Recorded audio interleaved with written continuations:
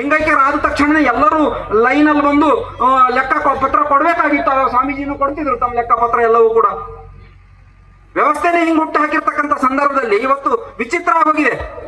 ಇನ್ನ ಆ ರೀತಿ ಅದಕ್ಕಾಗಿ ಈ ಸ್ವಾಭಿಮಾನ ಶರಣ ಮೇಳ ಪ್ರತಿಯೊಂದು ಇರುವೆ ಸಣ್ಣ ಅದ್ರ ದಾರಿ ಬದಲಾಯಿಸಿದ್ರೆ ಬಂದು ಕಚ್ಚುತ್ತೆ. ಸಣ್ಣ ಅದಕ್ಕೆ ಇಷ್ಟಿಷ್ಟೇ ಅದ್ರ ಮೆದುಳು ಎಷ್ಟಿರ್ಬೋದು, ಕೈಕಾಲು ಎಷ್ಟಿರ್ಬೋದು ಅಂತ ಒಂದು ಆ ಮಾತಾಜಿ ಅಂತಕ್ಕಂತಹ ಒಂದು ಸಿಂಹದ ಹೊಟ್ಟೆಯಲ್ಲಿ ಹುಟ್ಟಿರ್ತಕ್ಕಂಥ ಎಲ್ಲ ಸ್ವಾಭಿಮಾನಿ ಶರಣಗಳ ಅವಾಗ ನಾನು ಮತ್ತೊಮ್ಮೆ ಅನಂತ ಅನಂತ ಕೃತಜ್ಞತೆ ಶರಣಾರ್ಥಿ ಸಲ್ಲಿಸ್ತೇನೆ. ಸ್ವಾಭಿಮಾನದಿಂದ ಬದುಕಬೇಕು ಮನುಷ್ಯ. ಸ್ವಾಭಿಮಾನದ ಇಲ್ಲದ ಒಬ್ಬರು ಹೇಳ್ತಾರೆ ಒಂದ್ ಕಡೆ, ಸ್ವಾಭಿಮಾನವನ್ನ ಕಳೆದುಕೊಂಡ ವ್ಯಕ್ತಿ ಎಲ್ಲವನ್ನೂ ಕಳೆದುಕೊಂಡಂತೆ, ಎಲ್ಲವನ್ನೂ ಕಳೆದೋದಂಗೆ.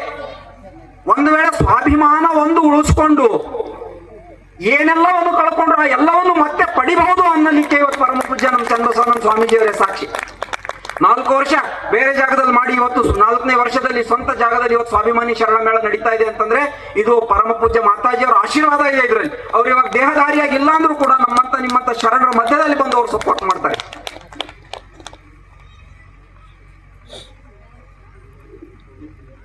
ಈ ರೈಲ್ವೆ ಸಿಸ್ಟಮ್ ಅಂತ ಹೇಳಿದ್ನಲ್ಲ, ಅಲ್ಲಿ ಏನಿರುತ್ತೆ ಇನ್ನೊಂದು ತಮ್ದೆಲ್ಲ ರೋಡ್ ವೆಹಿಕಲ್ಗಳಿಗೆ ಏನಿರುತ್ತೆ, ಸ್ಟೀರಿಂಗ್ ಹ್ಯಾಂಡಲ್ ಏನಿದೆ ಅಲ್ಲ ಅದು ಒಬ್ಬರ ಕೈಯಲ್ಲೇ ಇರುತ್ತೆ. ಸ್ಟೀರಿಂಗ್ ಮಾಡ್ತಕ್ಕಂಥ ಹ್ಯಾಂಡಲ್, ಗಾಡಿ ಓಡಿಸ್ತಕ್ಕಂಥದ್ದು ಅಥವಾ ಎಕ್ಸಲರೇಟರ್ ಕೊಡ್ತಕ್ಕಂಥದ್ದು ಒಬ್ಬರ ಕಾಲಲ್ಲೇ ಇರ್ತದೆ. ಒಬ್ಬರೇ ಅದನ್ನು ಓಡಿಸ್ಬೇಕು, ಒಬ್ಬರೇ ಸ್ಪೀಡ್ ಕೊಡ್ಬೇಕು.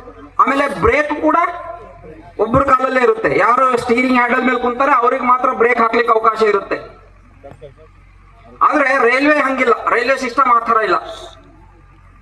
ಅಲ್ಲಿ ಓಡಿಸ್ತಕ್ಕಂಥ ಹ್ಯಾಂಡಲ್, ಟ್ರೈನ್ ಓಡಿಸ್ತಕ್ಕಂಥ ಹ್ಯಾಂಡಲ್, ರೈಲಿಗೆ ಒಂದು ಗತಿಯನ್ನ ಒದಗಿಸ್ತಕ್ಕಂಥ ಹ್ಯಾಂಡಲ್ ಅಥವಾ ಎಕ್ಸಲರೇಟರ್ ಅಂತ ನಾವೇನು ನಾರ್ಮಲ್ ಅದಕ್ಕೆ ಕರಿತೀವಿ, ಆ ಗತಿಯನ್ನ ಒದಗಿಸ್ತಕ್ಕಂಥ ಹ್ಯಾಂಡಲ್ ಕೇವಲ ಒಬ್ಬರ ಕೈಯಲ್ಲಿ ಇರ್ತದೆ.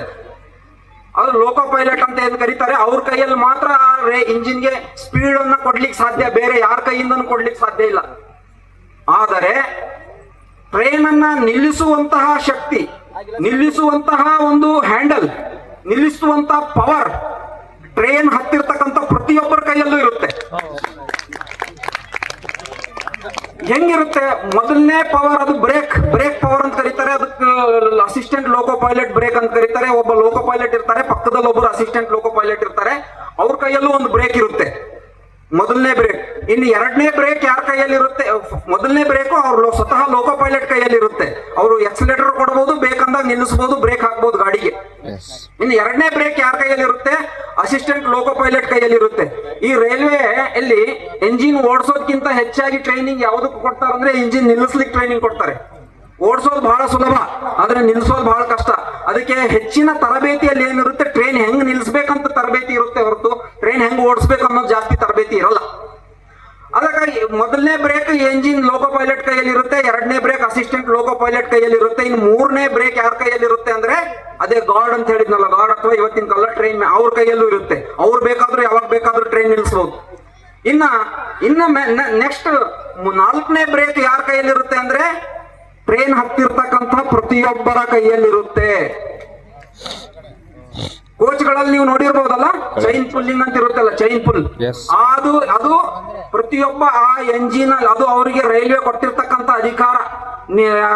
ಪ್ರತಿಯೊಬ್ಬ ಪ್ರಯಾಣಿಕರಿಗೆ ರೈಲು ಕೊಟ್ಟಿರ್ತಕ್ಕಂಥ ಅಧಿಕಾರ. ನಿಮಗೆ ಅವಘಡ ಆದಾಗ, ಏನಾದ್ರೂ ತೊಂದರೆ ಆದಾಗ, ಅಥವಾ ನಿಮ್ಮವ್ರು ಯಾರಾದ್ರೂ ಕೆಳಗೆ ಬಿದ್ದು ಹೋದಾಗ, ನಿಮ್ಮವರನ್ನು ಬೇರೆಯವ್ರು ಯಾರಾದ್ರೂ ತಳ್ಳಿದಾಗ, ಅನೇಕ ಸಲ ನೋಡಿರ್ತೀರಿ ಕೆಲವು ಸೀಟಿಗೋಸ್ಕರ ಈ ಜನರಲ್ ಬೋಗಿಗಳಲ್ಲೇ ಕೆಲವೊಂದು ತಳ್ಳಿಬಿಡ್ತಾರೆ. ಕೆಲವರನ್ನ ತಳ್ಳಿಬಿಟ್ಟಾಗ ಇಂಥವ್ ಏನಾರ ಆದಾಗ ಆ ಚೈನ್ ಅನ್ನು ಪುಲ್ ಮಾಡಿ ತಾವು ಇಂಜಿನ್ ಅನ್ನು ನಿಲ್ಲಿಸಬೇಕು. ನಿಲ್ಲಿಸಿ ಲೋಕೋ ಪೈಲಟ್ ಹೇಳ್ಬೇಕು, ಹಿಂಗಾಗಿದೆ, ಅವಘಡ ಆಗಿದೆ, ನೀವು ಅವ್ರನ್ನ ಮತ್ತೆ ಹತ್ತಿಸ್ಕೋಬೇಕು, ಅಥವಾ ಅವ್ರು ಏನಾದ್ರು ಪ್ರಾಬ್ಲಮ್ ಆದ್ರೆ ಟ್ರೀಟ್ಮೆಂಟ್ ಕೊಟ್ಟು ಮತ್ತೆ ಹತ್ತಿಸ್ಕೊಂಡು ನಾವೆಲ್ಲರೂ ಒಟ್ಟಿಗೆ ಹೋಗ್ಬೇಕು, ಗುರಿ ಮುಟ್ಟಬೇಕು ಅಂತಕ್ಕಂಥ ಉದ್ದೇಶಕ್ಕೆ ಆ ರೀತಿ ಕೊಟ್ಟಿರ್ತಾರೆ ಬ್ರೇಕ್. ಅರ್ಥ ಆಯ್ತಲ್ಲ? ಅದಕ್ಕೆ ಅಲ್ಲಿ ಆದ್ರೆ ಕೆಲವರು ಏನ್ ಮಾಡ್ತಾರೆ, ಅಲ್ಲಿ ಯಾರನ್ನಾದ್ರೂ ಸೀಟಿಗೋಸ್ಕರ ಕೆಲವರು ತಳ್ತಾರೆ. ತಳ್ಳಿಬಿಟ್ಟು ಅಥವಾ ಕೆಲವರು ಬಿದ್ದು ಹೋಗ್ಬಿಟ್ರೆ ಅಥವಾ ಮಿಸ್ ಆಗೋದ್ರೆ, ಟ್ರೈನ್ ಅಲ್ಲಿ ಏನಾರ ಆಗೋದ್ರೆ, ಇನ್ನು ಅಲ್ಲಿ ಒಳಗ್ ಕುಂತವ್ರು ಏನ್ ಮಾಡಿರ್ತಾರೆ, ಕೆಲವರು ಕುತಂತ್ರಿಗಳು ಇರ್ತಾರೆ ಬಹಳ. ಅವ್ರು ಬಿದ್ದೋಗಿರೋದು ಚಲೋ ಆಯ್ತು, ಅವ್ರನ್ನ ತಳ್ಳಿರೋದು ಚಲೋ ಆಯ್ತು, ನನಗ್ ಸೀಟ್ ಸಿಕ್ತು, ಒಂದ್ ಸೀಟ್ ಮೇಲೆ ಕೂತ್ಕೋಬಹುದು, ಇನ್ನೊಂದ್ ಸೀಟ್ ಮೇಲೆ ಕಾಲಿಡ್ಬೋದು, ಮತ್ತೊಂದ್ ಸೀಟ್ ಮೇಲೆ ನಾನು ಟವೆಲ್ ಹಾಕ್ಬೋದು ಪೀಠಕ್ಕೆ ಅಂತ. ಸೀಟ್ ಮೇಲೆ ಒಂದು ಟವೆಲ್ ಹಾಕ್ಬೋದು ನನಗೆ ಅಂತ ಹೇಳ್ಬಿಟ್ಟು ಆ ರೀತಿ ಕುತಂತ್ರಿಗಳು, ದುಷ್ಟರು, ಬುದ್ಧಿಹೀನರು ಇಂಥವರೆಲ್ಲರೂ ಕೂಡ ಟ್ರೈನ್ ಅಲ್ಲಿ ಇರ್ತಾರೆ. ಅಜ್ಞಾನಿಗಳು, ಕುತಂತ್ರಿಗಳು, ಕ್ರೂರಿಗಳು, ಕೆಲವೊಮ್ಮೆ ಆತಂಕವಾದಿಗಳು, ಇಂಥವರೆಲ್ಲ ಟ್ರೈನ್ ಅಲ್ಲಿ ಇರ್ತಾರೆ. ಚಲೋ ಆಯ್ತು ಅಂತ ಹೇಳ್ಬಿಟ್ಟು ಬಾಗಲನ್ನು ಮತ್ತೆ ಆ ಕೆಳಗ್ ಬಿದ್ದವ್ರಿಗೆ ಹತ್ಸ್ಕೊಳ್ಳಿಕ್ ಬಿಡ್ಲಾರ್ದಂಗೆ ಬಾಗಲನ್ನು ಮುಚ್ಕೊಂಡು ಹೊರಡ್ಲಿಕ್ಕೆ ನೋಡ್ಕೋತಿರ್ತಾರೆ. ಅದೇ ರೀತಿ ಪರಮ ಪೂಜ್ಯ ಅಪ್ಪಾಜಿ ಅವರಿಗೆ ಆ ಟ್ರೈನ್ ಅಂದ್ರೆ ಬಹಳ ಪ್ರೀತಿ. ಅಂತ ನಾನು ಈ ಶರಣಮೇಳ ಅಂತಕ್ಕಂಥ ಟ್ರೈನ್, ನಾನು ಈ ಬಸವ ಧರ್ಮದ ಟ್ರೈನ್, ನಾನು ವಚನ ಸಾಹಿತ್ಯ ಮತ್ತು ಗುರು ಬಸವಣ್ಣ ಅಂತಕ್ಕಂಥ ಹಳಿಗಳ ಮೇಲೆ ಲಿಂಗದೇವ ಅಂತಕ್ಕಂಥ ಸಿಗ್ನಲ್ ನೋಡ್ಕೊಂಡು ನಾವು ಓಡ್ತಾ ಇದೀವಿ ಅಂತ ಹೇಳ್ತಕ್ಕಂಥ ಸಂದರ್ಭದಲ್ಲಿ ಯಾರೋ ಕುತಂತ್ರಿಗಳ ಮಾತು ಕೇಳಿ ಕೆಲವರನ್ನು ತಳ್ಳಿದಾಗ ಪರಮ ಪೂಜ್ಯ ನಮ್ಮ ಇಂಥ ಬಸವ ಧರ್ಮ ಪೀಠ ಅಂತಕ್ಕಂಥ ಟ್ರೈನ್ ನಲ್ಲಿ ಪರಮ ಪೂಜ್ಯ ಸ್ವಾಮೀಜಿ ಅವರನ್ನ, ಪರಮ ಪೂಜ್ಯ ಸತ್ಯದೇವಿ ಮಾತಾಜಿ ಅವರನ್ನ, ನಮ್ಮನ್ನ, ನಿಮ್ಮಂತ ಎಲ್ಲಾ ಸ್ವಾಭಿಮಾನಿ ಶರಣರನ್ನ ಹೊರಗಡೆ ತಳ್ಳಿದಾಗ ಒಳಗ್ ಕುಂತವ್ರ ಕರ್ತವ್ಯ ಏನಿರ್ತದೆ? ಚೈನ್ ಎಳಿಬೇಕು, ನಿಲ್ಲಿಸ್ಬೇಕು. ಧರ್ಮ ಪೀಠಾಧೀಶರನ್ನ ನಿಲ್ಲಿಸ್ಬೇಕು.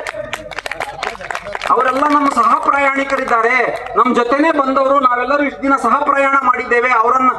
ಅವ್ರನ್ನ ಯಾಕೆ ತಳ್ಳಿರಿ ನೀವು? ಅವ್ರನ್ನ ಒಳಗೆ ಕೂಡ್ಸ್ಕೊಳ್ಳೋಣ ಅಂತ ತಳಿಬೇಕು.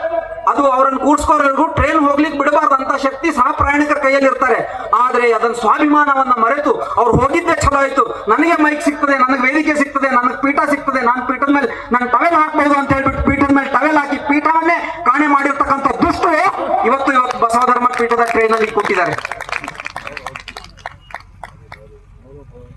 ಅದಕ್ಕಾಗಿ ನಾವು ಶರಣ ಬಂಧುಗಳೇ ಇಂಥ ಸಂದರ್ಭದಲ್ಲಿ ಅದಕ್ಕೆ ಏನ್ ಮಾಡ್ತಾರೆ ಕೆಲವೊಮ್ಮೆ, ಅವಾಗ ಈ ರೀತಿ ಮಾತಾಜಿಯವರ ಇನ್ಸ್ಟ್ರಕ್ಷನ್ ಮೂಲಕ ಏನು ಹಿಂದಿನ ಲೋಕೋ ಪೈಲಟ್ ಅವರೆಲ್ಲರೂ ಕೂಡ ಬರೆದು ಹೋಗಿರ್ತಕ್ಕಂಥ ಒಂದು ಇನ್ಸ್ಟ್ರಕ್ಷನ್ಸ್ ಅನ್ನ, ಅವರ ಒಂದು ಸಲಹೆಗಳನ್ನ ಸ್ವೀಕಾರ ಮಾಡ್ದೇನೆ ಸುಮ್ಮನೆ ಇಲ್ಲ ನಾನು ಬಿದ್ದೋದ್ರೆ ಏನಾಯ್ತು, ಹಂಗೆ ಏನಾಯ್ತು, ಟ್ರೈನ್ ನಾನು ಹಂಗೆ ಓಡಿಸ್ತೇನೆ ಅಂದಾಗ ಟ್ರೈನ್ ಆಕ್ಸಿಡೆಂಟ್ ಒಳಗಾಗುತ್ತೆ. ಇವತ್ತು ಆಗಿರೋದು ಅದೇ ಆಕ್ಸಿಡೆಂಟ್ ಆದಾಗ ಏನ್ ಮಾಡ್ತಾರೆ? ಒಂದು ಅದನ್ನೇ ಮಾರ್ಗವನ್ನ ಸರಿ ಮಾಡಿ ನಡೆಸ್ತಕ್ಕಂಥದ್ದು ಒಂದು ದಾರಿ ಇರುತ್ತೆ, ಇಲ್ಲ ಇನ್ನೊಂದು ಟ್ರೈನ್ ಡೈವರ್ಟ್ ಆಗಿ ಮಾಡ್ತಕ್ಕಂಥದ್ದು ಒಂದು ದಾರಿ ಇರುತ್ತೆ, ಎರಡನೇ ದಾರಿ.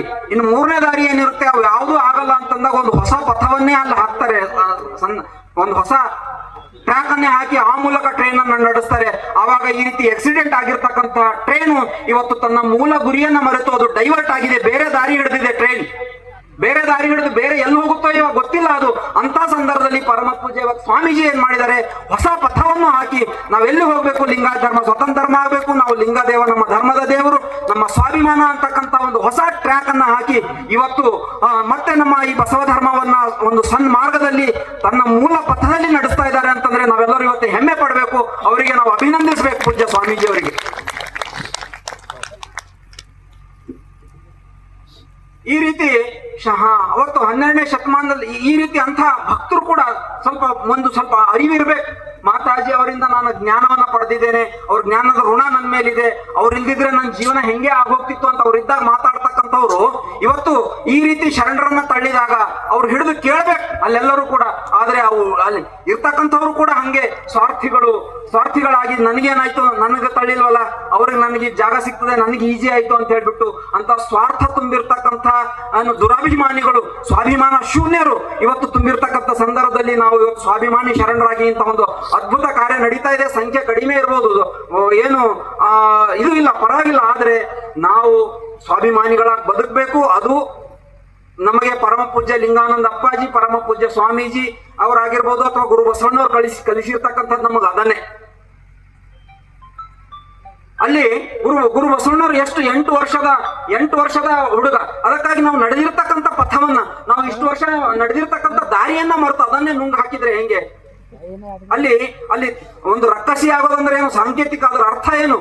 ಕರುಣೆ ಇಲ್ಲದೆ ಇರ್ತಕ್ಕಂಥವ್ರು, ಮಮತೆ ಇಲ್ಲದೆ ಇರ್ತಕ್ಕಂಥವ್ರು, ಒಂದು ಸದ್ಗುಣಗಳು ಇಲ್ಲದೆ ಇರ್ತಕ್ಕಂಥವ್ರು, ಯಾವ್ದು ಸರಿ ಯಾವ್ದು ತಪ್ಪು ಅಂತಕ್ಕಂಥ ನಿರ್ಧಾರ ಮಾಡದೆ ಇರ್ತಕ್ಕಂಥ ಒಂದು ಗುಣ ಆವರಿಸಿಕೊಂಡು ಬಿಡ್ತಾ ಇದಾರಲ್ಲ, ಅಂಥವ್ರು ಏನು ಸಲ್ಲದ ಹೊನ್ನು ಮತ್ತೆಲ್ಲಿದ್ದಾರೇನು ಅಂತ ಹೇಳ್ಬಿಟ್ಟು, ಅದು ನಾನು ನಿಮ್ಮ ಕರುಣೆಯ ಹಡೆದು ಫಲವೇನಯ್ಯ, ನಿಮ್ಮ ಶರಣರು ಎನ್ನ ಮೇಲೆ ಮುನಿದು ಹೋದನ್ನಕ್ಕಂತ ಗುರು ಬಸವಣ್ಣವ್ರು ಹೇಳ್ತಕ್ಕಂಥ ಸಂದರ್ಭದಲ್ಲಿ ಪೀಠಾಧ್ಯಕ್ಷ ಆದ್ರೇನು, ಮತ್ತೇನಾದ್ರೇನು, ಯಾವ ಪೀಠಾಧಿಪತಿ ಆದ್ರೇನು, ಶೂನ್ಯ ಪೀಠಾಧೀಶರಾದ್ರೇನು, ಏನಾದ್ರೇನು ಈಗ ಅಲ್ಲಿ ಬಸವ ಕಲ್ಯಾಣಕ್ಕೆ ಹೋಗಿ ಬಂದವರೆಲ್ಲ ಎಷ್ಟು ಆಡ್ತಾರೆ.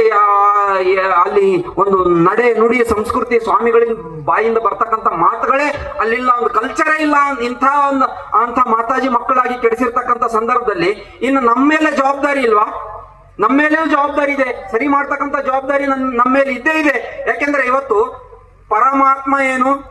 ಪರಮಾತ್ಮ, ಅವನು ಪರಮಾತ್ಮ, ನಾವು ಜೀವಾತ್ಮ, ಆತ್ಮ. ಆ ಪರಮಾತ್ಮನ ಒಂದು ಸ್ವರೂಪವೇ ನಾವು ಆದಾಗ ಇಲ್ಲಿ ನಡೀತಕ್ಕಂಥ ಒಳ್ಳೆದು ಕೆಟ್ಟದುಗಳಿಗೂ ಕೂಡ ಪರಮಾತ್ಮನು ಹೇಗೆ ಹೊಣೆನೋ ನಾವು ಕೂಡ ಸ್ವಲ್ಪ ಆದ್ರೂ ಹೊಣೆ ಆಗ್ತೀವಿ. ಅದಕ್ಕಾಗಿ ನಮ್ಮ ಜೀವನ ಇರುವವರೆಗೂ ನಮ್ಮ